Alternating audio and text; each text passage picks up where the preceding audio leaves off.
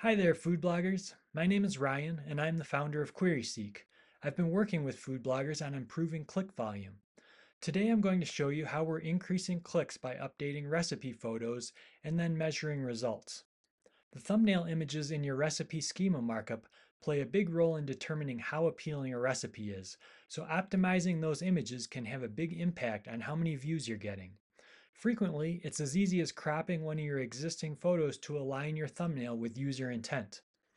First, we're going to use QuerySeek to find some recipes with potential and analyze the recipe images. Then we'll crop existing photos to optimize them for the Google SERP. And finally, we'll evaluate how our changes performed with QuerySeek change reports.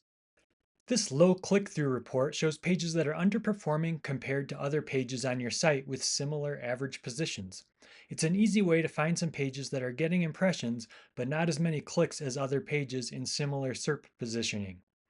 If we take a closer look at this Scarlett O'Hara cocktail recipe, we can see that the page is getting quite a few impressions, but not very many clicks. When I click on the View Recipe feature in QuerySeek, I can see the thumbnail that WordPress generates for this recipe.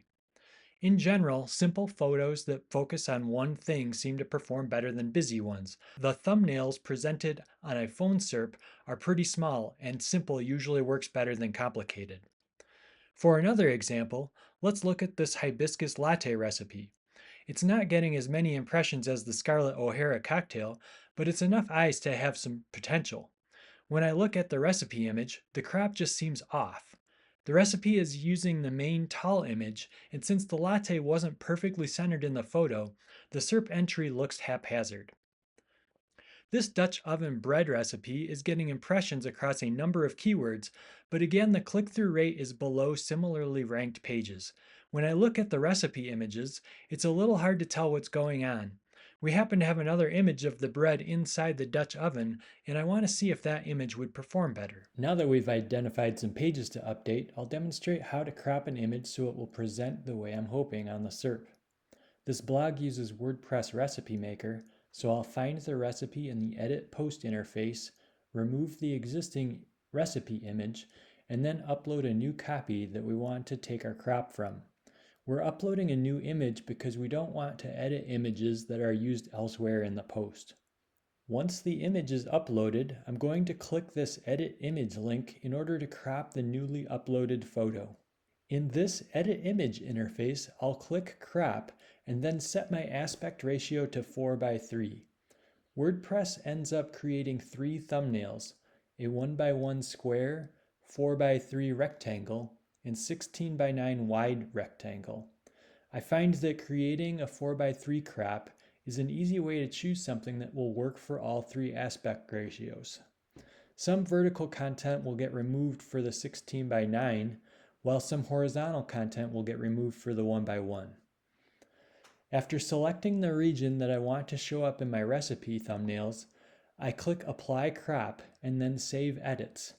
Back in the image selection dialog of WordPress, I click Select to choose my newly cropped image for the recipe. Finally, I save the post so it gets a new updated at date. This will let both Google and QuerySeek know that the page was updated today. It's now been a few weeks since I made these changes, and I'm now going to show you the results. QuerySeek change reports compare the time preceding a change to the time after a change. After we have a full calendar month since the change, QuerySeek includes Google AdWords data to compare with your click volume. This lets you see how your change did with an eye towards seasonality and viral trends. For this recipe, I changed the image from a busier wide-angle image to this tighter crop that made sure the cocktail glass was the focal point at all three aspect ratios.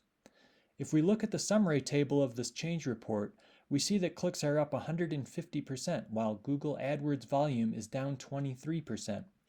Looking at the bar graphs, it looks like Southern Comfort cocktails were somewhat less popular in June than they were in April. Our post received more clicks during June, so this change appears to have been a success. With this hibiscus latte recipe, I changed the image from the somewhat haphazard crop to a really focusing in on the cup and beverage. The click and volume changes follow a similar trend to the Scarlett O'Hara cocktail. Our number of clicks is up from 27 to 46, or a 70% gain, while search volume is down a little bit. For the Dutch oven bread recipe, I changed the recipe image from sliced bread to be one of the loaf inside the Dutch oven. I was hoping that the new crop would help the user visualize themselves baking the bread and confirm that a Dutch oven is involved. We see 67% more clicks after the change compared to before, while volume decreased 29%. Given the seasonal popularity of bread baking, it's intuitive to see volume go down, and I'm happy to see the clicks increase despite that. I want to show you one other change I made so you can see one that did not go so well. I thought the overhead shot of this pumpkin salsa recipe made it hard to tell what was going on, so I changed to an angled view. Unfortunately, my intuition was incorrect here. We've seen a 47% drop in clicks while click volume is actually up. I'm going to revert this change back to the original image since it clearly performed better. That's what I've got for you today. Cropping recipe thumbnails can be a simple way to improve your click volume. I also recommend measuring your results so that if a change has negative impact, you can revert it or go back to the drawing board. Feel free to contact me at ryan@queryseek.com or sign up for a QuerySeek trial at queryseek.com. Thanks for watching.